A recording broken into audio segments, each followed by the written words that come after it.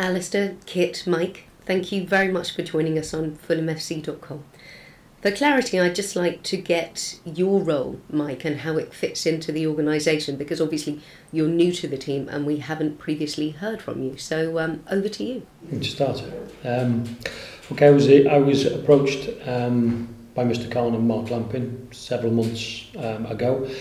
I was given this opportunity to come to the club. I was working at the Football Association at the time, and I went out to meet them in America, and they sold me a vision and a project which was a too good opportunity to miss out on. Incredible club, incredible history, and my role is Chief Football Officer. So effectively now I'm trying to look after and manage a strategic plan for the football operations, both to support Kit in the short term but also the long term, to make sure we've got a healthy future. And Alistair, as Chief Executive, how does that affect your role and your day-to-day duties? Well, I'm in charge of the business. Not too much has changed for me really, because on the football side I used to be in charge of doing the deal with the player, agreeing a transfer fee with the club. Now I've just got the benefit of having Mike's expertise to work with. I know that Mr. Khan was over very recently and that you had lots of discussions about what the plans are for the season. And obviously Mr. Khan entrusted Kit with the role of a first-team manager going forward. Can you explain what the deciding factors were in that, and letting Kit have that continuity of an off-season going into a new season? Yeah, from the outset I will say Kit's inherited and had a difficult steer right at the start of this. I mean, coming into 7 games in the season, coming on a negative spiral out of the Premier League and actually picking up 1 point. He's the first coach since, in fact we looked into this, since 1986 to actually overcome that 1 point in 7 games and not be relegated. So, it's not where we want to be, it's not where any of us want to be, but he's inherited an incredibly difficult situation, which went on reflection when we looked at this. I think the club had been through, a pretty tough time in the last 2 or 3 years. And I think in order to actually get some stability back into the club, I don't think more change was what we needed right now. I think there's behind the scenes, what a lot of the fans won't see, there's a real feel-good factor. Coming into the club relatively new, I've been incredibly impressed with the atmosphere and the unity inside the organisation. And to make a snapshot, knee-jerk reaction now would have been the wrong thing, and I think we're right. We've got incredibly professional people, certainly amongst the best I've worked with in my time in football, and we're all confident that we're going to be on the right track this season.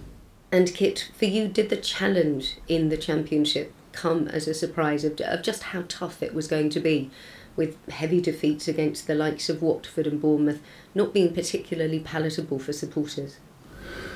No, it's not. Didn't come as a surprise at all.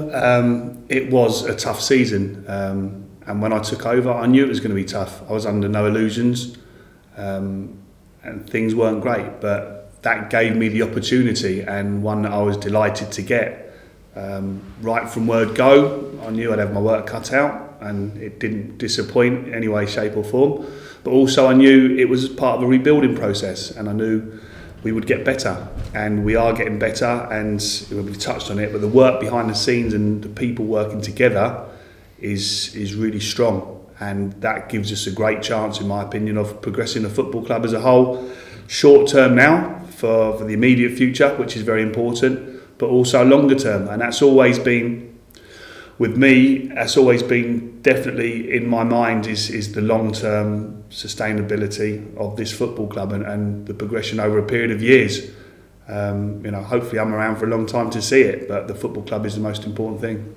And what has Mr. Khan told you his ambitions are for next season? For the long term, of course, but primarily for now. Well, Mr. Khan, without doubt, is a very, very successful, very ambitious man. There's no two ways about that. And he wants the club back up in the Premier League. That's what he said all along. We're aiming, we need to be in and around the top 6 for sure. And ultimately, like I say, the goal is to get promotion. And, everyone's very clear about that. That's what we're aiming to do. And that's what we'll strive towards. And Mike, what has he given you in terms of a war chest to be able to go out and acquire players? Okay, interesting time of the season. I think everybody's first of all is looking to the Football League to see what happens with financial fair play. I mean, what I have been in quite detailed discussions with the owners, throughout this period is we're not going to risk the long-term health and sustainability of the club with any kind of knee-jerk reaction by overpaying and hyperinflated prices of greedy players or greedy agents. I think we want to make sure that we bring players into the club that have got the ambition and have got the quality that come back into the team to take us back to the Premier League. We've not talked detail on finances, not the detail that we require yet, because we need to do our work first to make sure that the due diligence that we're going to do on players is correct. So we've not talked about finance, we've not talked about war chest, we've talked more about the strategy behind what we think we need to do. But obviously to assemble a squad in the Championship takes significant funding if the ambition is to get back into the Premier League. Well, I think what you find Mr. Khan's done since he took over the club is he's supported every manager he's worked with, and we no doubt, we've got the assurances that we're going to get that same level of support. It's incumbent upon us though to make sure that we do that wisely, and any kind of acquisition that we bring into the club has to be the right fit for the club, and it's not just about how much we spend. It's about making sure we have a real calculated strategy behind how we build this squad. Kit, you talked about the type of players you want to fit into the squad, and recently you've extended Brian Ruiz's contract. Brian clearly doesn't want to play for Fulham anymore and has said so quite publicly. So what is the thinking behind that, and how are you going to get the best out of Brian? Well, it's marrying, it's the business and the football side need to come together, and Brian was an expensive acquisition for us, and on a business model, we didn't want him just to walk away for nothing. I think that's quite plain to see. Now, Brian didn't want to be here last season, and he doesn't want to be here now. He's made that quite clear. But he's a very good player for this football club, and we, on a business model, we can't afford for people just to walk away. So he's a professional. If he comes back here, he'll acquit himself in the right way, and it'll be another very good player for me within my squad. And Alistair, for you in terms of the daily football business, how much interaction do you have in the decision-making process about what happens on the pitch? Well, I've never been one to pick footballers. I've always been involved really on the finance side, and that will continue. We speak, it feels like hourly. It's probably more frequent than that. Mike's doing so much work out talking to agents, so I'll pick up some of that for him once it gets to the financial piece. Yeah, there's plenty to do every single summer, that's for sure. Can I add to this, because it's part of the job that I've been brought in to do, which I think is quite unique to Fulham. How we marry the business and the football is something that I think we've got a unique opportunity over an awful lot of football clubs out there. I think there's a fractious nature quite often in football clubs that the business and the football don't meet eye to eye. The football want to spend the money, the business has to protect the club. We're in a perfect situation here now where we've got a unified strategy behind what we want to do. We won't put the club at risk for any short-term gain. It's not wise, and it's not in the interest of the fans of the club, in the long term. But at the same time, we've got to respect the challenges that the business have faced, but also to make sure that the business there is to support the football strategy, which, for the few short months I've been here, there's been 100% support for what we're trying to do. It's making sure we communicate that message adequately. Alistair, when Mr. Khan first purchased the club, one of the things he talked about was the Riverside stand, and that being one of the key things in his decision-making process. It's all gone very quiet on that front. Can you give us any news on that, any kind of update on the Riverside stand? You're correct. That's one of the things that attracted him, amongst many things, to Fulham. And actually we've got lots of progress, particularly the last 2 or 3 weeks. So firstly, we've concluded with the Port of London Authority the licence to work from the river, and also through the period where we could have a legal challenge, which is great news. We've also managed to buy a big chunk of the Thames, something we weren't certain we could do, but that's now concluded. And also last week, Mr. Khan came over to Mott's Bay. He was with me for a couple of days talking through the detail. So, we're really ready to kick on to the next stage now. Lots and lots of progress. The chairman couldn't have been happy with last season, with relegation followed by a very disappointing season in the Championship. Is he still willing to make that level of investment in the Riverside stand with this team still in the Championship? The Riverside Stand and the development of Craven Cottage, which he loves, is a long-term project. So it doesn't matter which division we're in. Indeed, we're now going to move forward with discharging some of the planning conditions so that will allow us to build the Riverside Stand, hopefully, starting next year. We've also been looking at the Hammersmith Stand, just to see if there's anything we could do there, maybe improving the supporter facilities, for example. Does that mean that the chairman has given you assurances that his aim for Fulham Football Club is to remain at Craven Cottage? The chairman loves Craven Cottage. He thinks one of the greatest things about it is the cottage itself, the fans' love of Craven Cottage, which he's had a consistent message from the fans that the last thing he wants to be doing is moving out of Craven Cottage. It's just about doing the right thing at the right time. So over the next few months, we'll also be investing some money in the cottage itself. You know, we've got to look after that as custodians, and he wants some money spent there to make the cottage look better and look like, frankly, it's looked after as it should be. Back to football matters, Kit. On the pitch, I'm sure you have a list of players that you would like to bring in to play for you next season. Who ultimately, out of you, Alistair, Mike, the chairman, will make decisions about players? Again, one of the first things I wanted to make clear when I became manager was I don't want, and I don't think it's right for any one person at the football club now to have total control on what goes on. I think it's a joint decision. It's that marrying between the business and the football side of the football club that's really, really important. And people will work together now. We'll get good players at the right price for the good and the long-term good of the football club. So it'll be, again, a collaborative decision, and it'll be the right thing for Fulham Football Club. Can I again add in there? I think the process behind this is greatly misunderstood by a lot of people, and it's important that this isn't perceived as being who picks the players and who picks the team. My job is to support Kit. My job at the same time is to challenge Kit. Why are we doing it? What are we doing? And having that healthy relationship between the two of us, and also the wider group of people around the football club who all have an interest and an understanding of what's going on. Our job is to make sure that we pitch our players off the vision that we get from the top, and the vision is, how do we want to play? What do we need to do in order to get back to the Premier League? And in order to get back to the Premier League, these are the type of players that we can go and bring in. Unfortunately, there's a lot of the players that we want, we can't get, we can't afford, or they're under contract and we can't get them out of the club. And sometimes we've got to walk away from deals because they're not right for us.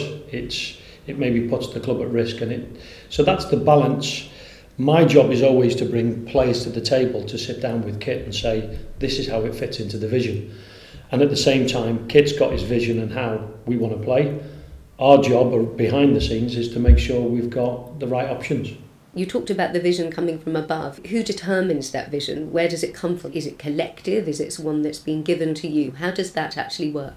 Well, again, before I hand over, it's a real interesting phase in football now that right from the academy through EPPP, right the way through to the first team, we're one of the few clubs that have all parts of the football club on the same site, from the academy to the business to the first team. So part of our vision is an absolute collective vision. It's how do we play at the first team, but how does that look in the under-9s? And interestingly, only this morning we've had quite a detailed coaches meeting, which we have every week, even throughout the close season, to sit and talk about how that vision looks. So it's driven by Kit, but also in the same room as the under-21s coach and there's the younger coaches. So we have a real joined up theme. There's a golden thread that runs throughout the club. A lot of clubs purport to do this, and maybe not of them have got it right because the academy's on one side and the first team's in the other. We've got a brilliant opportunity here because of where we are to make sure we get that right. And given that so many young players came through the ranks from the academy system, what are the targets for the academy these days, and how many can you see coming through again in future years? Again, succession planning is a real big challenge that we have.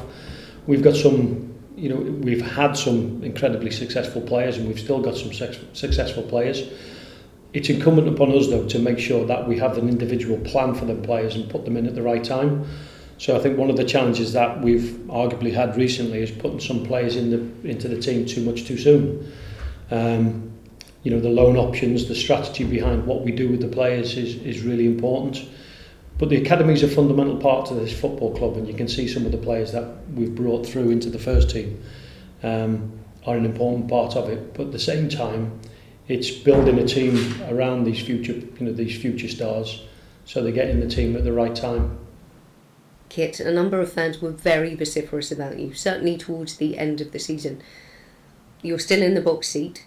What have you learned from the mistakes of last season to give them confidence in you again and get them back on your side? I've learned an awful lot over the course of last season. As we said, it was a difficult season in lots of different ways. I've always been a firm believer what doesn't kill you makes you stronger, and I think that's been very much the case. And I'm a much better manager for going through those difficult times, and I think, you know, collectively we're a stronger football club for going through it. We certainly don't want to experience that or for that to happen again. And we all want to move the club forward, and we've got a strategy, a vision we spoke about coming from the chairman down, and we've got a plan in place to make sure that it's good times back at Craven Cottage. But you can understand their frustrations. Yeah, absolutely. I mean, no one was more frustrated than me with some of the things we had to go through last year. But it's not nice, it's not pleasant at the time, but sometimes you need to go through difficult times to come out the other side and be stronger and better for it. And that's what I believe we've gone through. You know, I've experienced similar situations before. It's difficult at the time. You've got to stick your chest out and take the flak that comes your way. And then, you know, all it makes me is more hungry to enjoy the good times. I've experienced promotions as a player at this football club, and I'm keen to do it again as a manager. For myself and, you know, for the football club, for the fans, and obviously for our chairman. And to you, Alistair, you've been here and enjoyed a European Cup final, an 8th placed finish, a 7th placed finish. After the last couple of seasons, can you tell me why the fans should be optimistic now? Well, I think the new ownership is a big part of that. The previous owner was at the end of his ownership cycle. He'd done a fantastic job, but certainly wasn't looking to invest. We've got a new, enthusiastic, driven owner who has a long-term vision for the football club and is a long-term holder of the club. And he's changed the organisation around. It's all for the best. And, you know, working with Mike and Kit, we're convinced we're going in the right direction. And just personally, what is the difference between working with Mr. Khan compared to working with Mohammed Al Fayed? There are actually some similarities. There are also many differences. They were both and are very successful businessmen. Mr. Al Fayed, for someone who I think admits he's in his 80s, has the most energy for someone in his 80s I've ever known. Mr. Khan actually has the most energy of any person I've ever known. Phenomenal. I think that the main difference would be a level of engagement, really. Mr. Khan is at Motspur a lot, is on the phone to us or at least once a week. We also benefit from Mark Lamping, who is president of the Jacksonville Jaguars, who's really into his football, and also Tony Khan, who heads up the analytics for us. So we benefit in a number of ways at the moment. So there is complete engagement from ownership? Complete. Gentlemen, thank you. Thank you, Sarah. Thank you, Sarah.